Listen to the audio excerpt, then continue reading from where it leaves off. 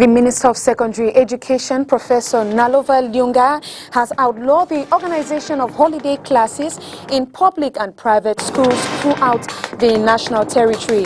Our reporter Peter Nsosie will be bringing reactions from the teaching corps relating to this order. Plus, the brutal murder of another individual has made waves on the internet following the barbaric and inhumane murder of a 35-year-old Cameroonian in Moyoka.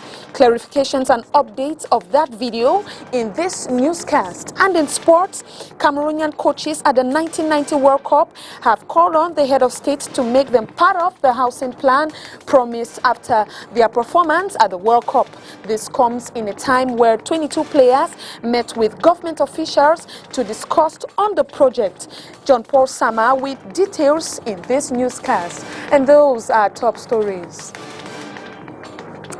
Good evening, ladies and gentlemen. Thanks for joining this 6 p.m. newscast on Spectrum Television. I am Josephine Bindzi. As announced in the headlines, another worrisome video has emerged of a man whose head is being chopped off with an axe. This disturbing incident adds to a series of atrocities linked with separatist fighters. Our reporter Peter Nsosie with clarifications on that video. Just when the anger of the national and international community over the Moyoka gruesome murder is here to settle, another gory video has surfaced over the weekend. The video shows men alleged to be separatist fighters using an axe to split the head of a helpless man. The victim, who received several rounds of the axe, succumbs to the barbaric act. The location of the incident is not yet identified. Heinous acts like these have multiplied in the conflict-hit northwest and southwest regions in recent weeks, with at least 5 recorded. Political and civil society actors have condemned these acts, while the international community has called for a peaceful resolution of the conflict. In the meantime, clashes between government forces and separatist fighters have intensified. The Mutengene-Limbe road was blocked earlier today, but soldiers mounted a stiff offensive and reopened circulation. In Moyoka, a massive raid has been conducted to fish out separatist fighters, while 2 persons have allegedly been shot early this morning in Ikata neighborhood. Barrister Emmanuel Akbar says that it is necessary for Cameroon to have an independent judiciary. According to the president of the Reform Party, who is speaking on hard talk, and independent justice will make the justice system more powerful. Let's listen to him. Anything to do with the magistrates, with the normal business of a court in an independent judiciary. The judiciary should function free of any interference. Now, if there is an independent judiciary, everybody is equal before the law.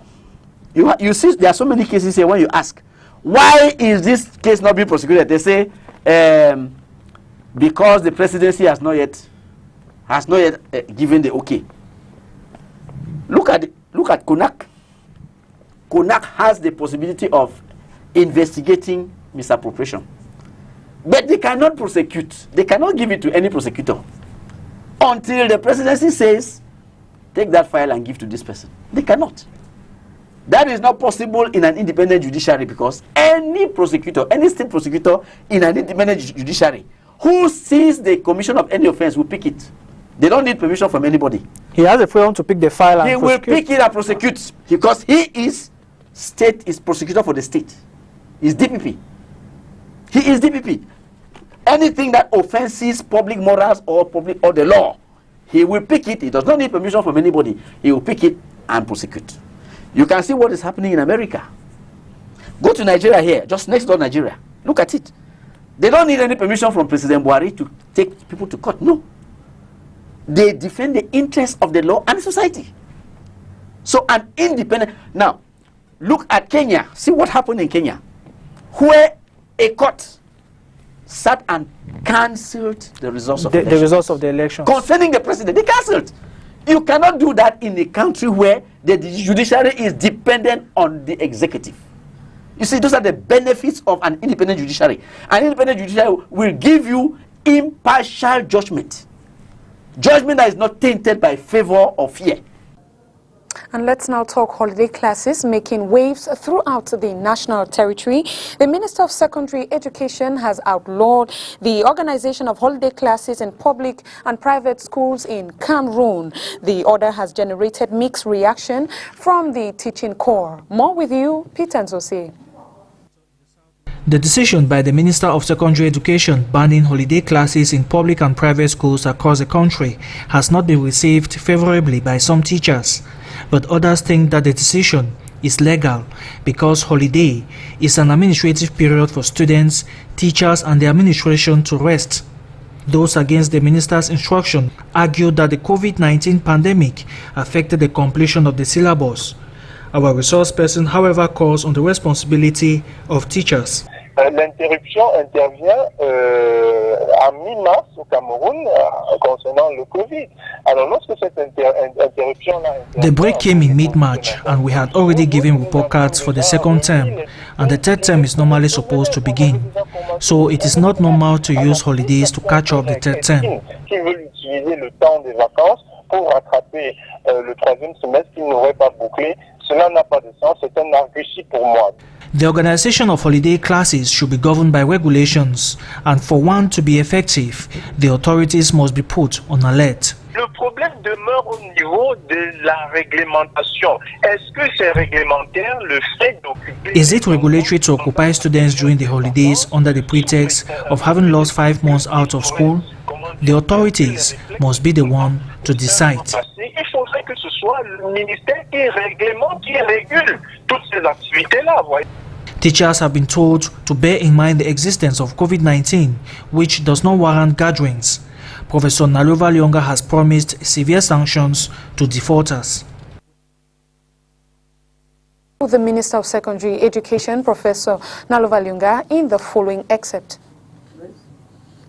But what we have to do, we have to do. We shall do what we have to do. So this afternoon, I'm just going to give you my point of view, and then I'll let you do what you need to do. Now, the Minister of Secondary Education informs the national and international community that the 2020 session of the baccalaureate exam was marred by cases of examination leakage in physique, sciences de la vie et de la terre et chimie, CRC et technologie de l'information, TI. After consultation with the Prime Minister, head of government, and upon his instruction, the minister cancelled and rescheduled the contested papers. To shed more light on this leakage, the Minister of Secondary Education set up an administrative commission of inquiry by decision number 275/20/Minisec/CAB of 28th July 2020, comprising senior officials of the Ministry of Secondary Education. This commission was chaired by the Secretary General of the said ministry, Professor Fabian Cott. The Administrative Commission of Inquiry carried out its work from 28th July to 17th August 2020. As part of its work, it received assistance from the following bodies: the Judicial Police Department, the National Anti-Corruption Commission, CONAC, and the National Agency for Information and Communication Technologies, ANTIC. And that was Professor Nalova Lyonga giving specific clarifications on why the holiday classes this season is not going to be possible in the midst of the COVID-19 pandemic. A group of ex-migrants who were deported from Algeria in 2018 have demonstrated at the International Organization for Migration today, August 17, in Douala, demanding their financial rights promised them before their deportation. More with you, Oni Ladonet. It's almost 3 years down, and some ex-refugees deported from Algeria in 2018 are yet to receive any aid, despite the numerous promises made by the International Organization for Migrants. Yeah, we are here just because we are claiming our right. Since 2018, May 2018, where we was deported in Cameroon from Algeria, through this organization, they promised us that they will help us to catch up in Cameroon. That's why we forgot behind what we was having, and we came here. We trust them, and we came with them in Cameroon. Since then, they train us how to bring out chicken, pork meat, agriculture, and they give us our certificate. Since then, almost 1 year today, almost 2 years today, then they never realized nothing. So we are here to claim our right, that's all. According to these ex-migrants, 750,000 francs is the amount they are to receive. However, just some in Yaoundé have been able to get this money, while those in Douala are yet to receive anything. They promised us to mount a project, to fix a project of 750,000 francs CFA. And we made it. We bring out all the project, and we submit the document. Since then, they never realized it. The amount is 750,000 francs CFA, the amount of the project. There's some among us who they have received already the project. Even here in Douala, I have some friends who have received their own project. They say that those people, there was vulnerable people. Yes, and we are not vulnerable. There are some people among us who they already received their finance, but since then they never did they did nothing for us, and we are still waiting. They only promise us to tell us to wait. We are waiting up to today. That's why we are here to claim our right. In order to reclaim their rights, these ex-refugees marched down to the International Organization for Migration office in Douala today, August 17, 2020, with banners demanding for reintegration. And let's now talk the second phase of COVID-19 contamination. Respecting barrier measures is now a call for concern following some points raised by Dr. Roger Etoile, as it is a possible cause for the second phase of contamination. This is, however, a certainty for better management due to his experience from handling the first phase. Oni Ladonet with details on the second phase of contamination. In a tweet published on the 15th of August 2020, the Minister of Public Health, Manawuda Malashi, has highlighted the possibility of Cameroon being hit by the second wave of contamination. The second wave of contamination, which according to Dr. Roger Etoile is... La deuxième vague fait forcément suite à une notion de première vague de l'épidémie qui s'achève justement par la chute de la courbe de l'évolution de... The second wave of contamination is a continuation of the first phase, which just ended, with the fall of the pandemic curve, with a peak which probably was observed by the end of the month of June and early July. After that, we experienced a progressive decrease in the number of cases during the month of July and the beginning of August. So we are slowly moving towards what I called in brackets the end of the pandemic. But probably the minister has noticed some changes which are the signs of some new cases. Entre guillemets, la fin résiduelle de l'épidémie, et le ministre probablement a de nouvelles données qui lui font croire qu'il y a des signes prémonitoires d'une recrudescence des nouveaux cas. The second wave could be as a result of some internal factors. due to the low application of barrier measure, with people are no longer strict in the wearing of mask and hand washing. External factors like the opening of borders also come in play. In the world, epidemic is still worsening, and there is a risk of importation of many cases of positive people. As of August 15, 2020, more than 18,000 confirmed cases have been recorded, and Cameroon has gone from a bed occupancy rate of 135% in mid-July to 4% in mid-August. To Dr. Etoile, a second phase can be better managed due to the experience in handling the first phase. However, the consciousness and the respect of barrier measures is still imperative.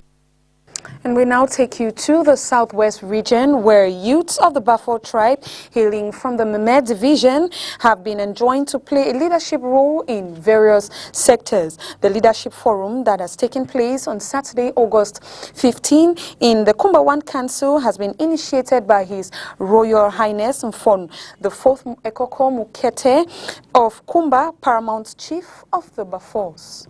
If not of this crisis, we would have been going to all the Bafo communities to work. Placing the youths of Meme Division, those of Kumba, at the forefront in the implementation of development agendas was the main mission of the forum organized on Saturday, August 15, 2020 in the Kumba 1 Council Hall, an initiative of the paramount ruler of the Bafors, Fon Mukete 4th Ekoko. We want a productive youth.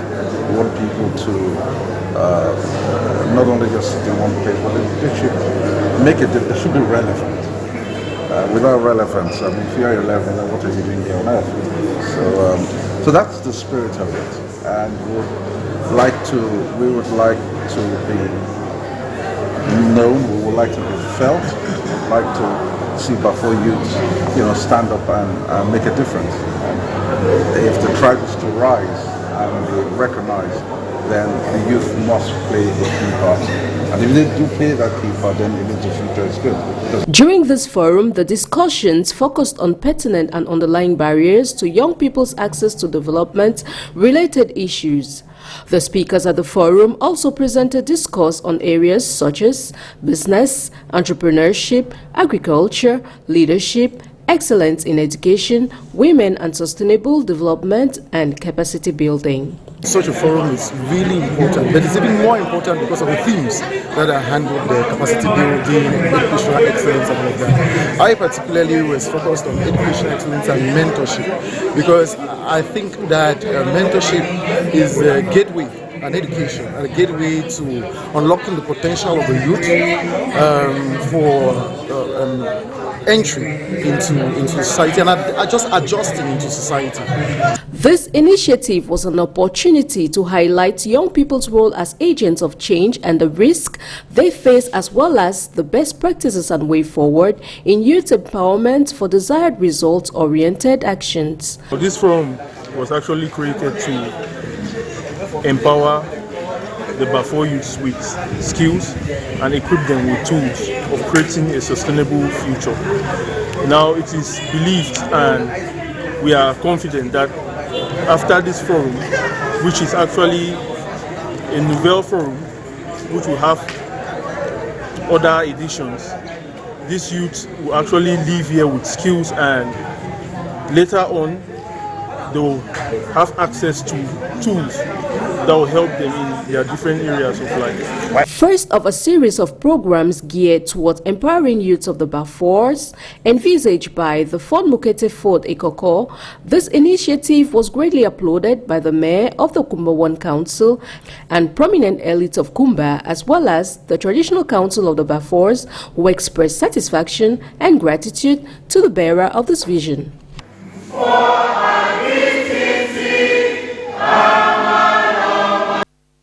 And on our international page, the list of U.S. retailers have filed for bankruptcy this year is long and varied.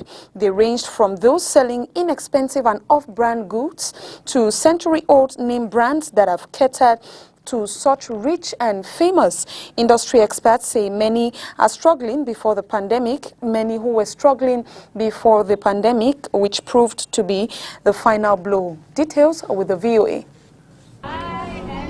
Lord & Taylor recently joined a long list of U.S. retailers hit hard by stay-at-home orders spawned by the coronavirus pandemic.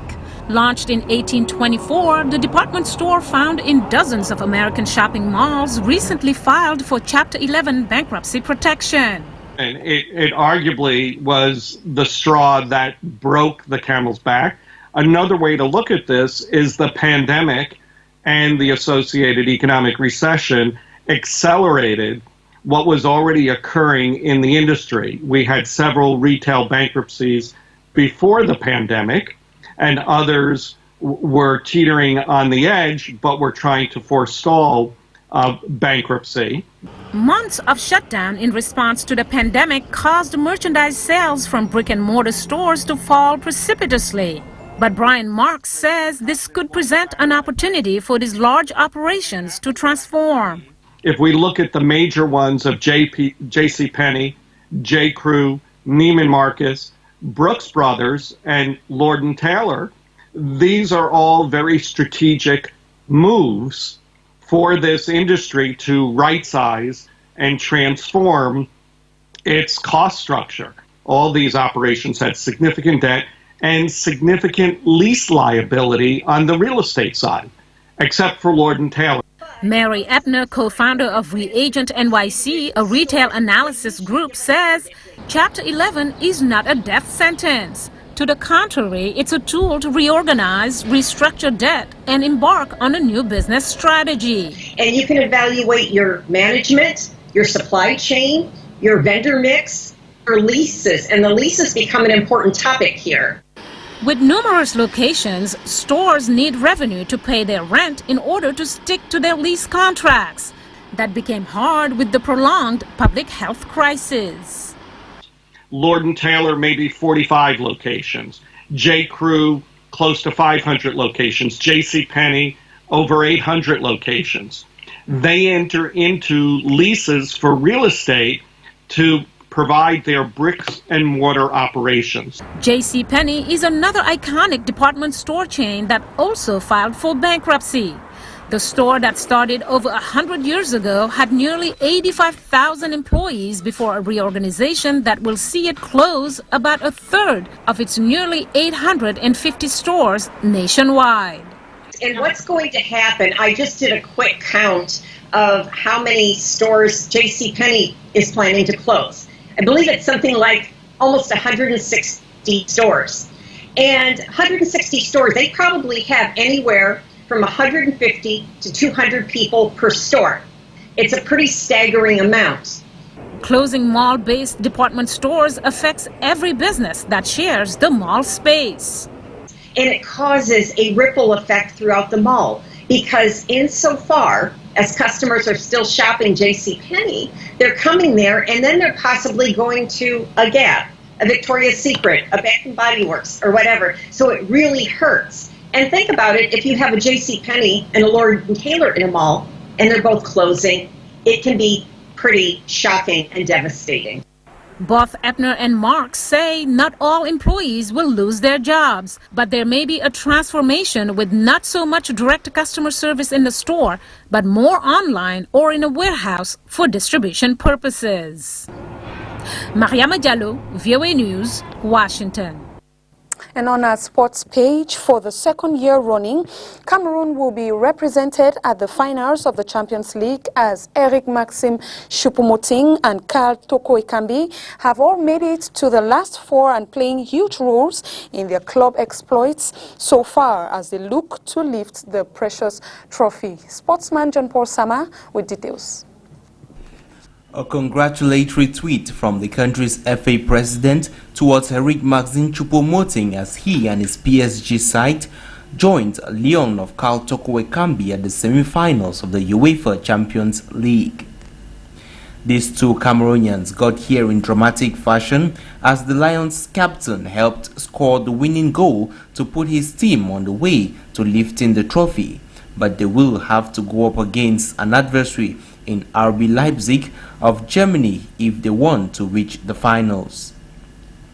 Those two sides shall be discovering each other this Tuesday, as it will be their first meeting together at this level. Meanwhile, his compatriot Carl Toko Ekambi, another Cameroonian international who helped assist a goal in the quarterfinals, will be looking to continue his good run of form for an underdog against another German giant in Bayern of Munich on Wednesday. Toko's club has only won 2 out of 8 meetings between these two sides, with the Bavarians, who also have amongst their ranks Bright RMB of Cameroonian roots. And still talking sports, Cameroonian coaches at the 1990 World Cup have called on the head of state to also provide them with houses as promised after the 22 players met up with government officials to discuss about the matter 30 years after the promise was made following their superb performance at the 1990 World Cup. We remain with you, John Paul Sama. A part of the 1990 World Cup team, 30 years down the line, is yet to receive a promise made by the head of state following their marvelous performance. They were promised houses, but only the players will be entitled to this and not the technical staff, a decision which they haven't received well. À l'occasion du 30e anniversaire. On the occasion of the 30th anniversary of that glorious expedition, the players wrote to the head of state to reclaim the houses promised them, and got it, something which they merit. This has opened the road for coaches who have also sent a correspondence to the head of state through the Ministry of Sport and Physical Education. For the same reason, the ministers assured us that the letter to the president has been sent. This is not the first time they are booted to the background, as their bonuses of 1990 was only paid 6 years ago. La mise au point des entraîneurs de la Coupe du Monde 90. Our major point now is for things to be cleared up, and we got our bonuses from the 1990 World Cup in 2014, following instructions from the president, which we are thankful for. We got the same amount as the players and not double. The 3 Cameroonian coaches on the bench, Michel Kaham, Jules-Frédéric Nyonga and Jean Manga Ongene, over the weekend wrote a letter stating that the team was not only made up of players but tacticians too, as they all set out to defend the colors of the nation. Thanks for watching the 6 p.m. newscast, and this is where we draw the curtains. Keep watching STV for more interesting programs. Stay with the French newscast that comes up at 8 p.m. From us, it's good night.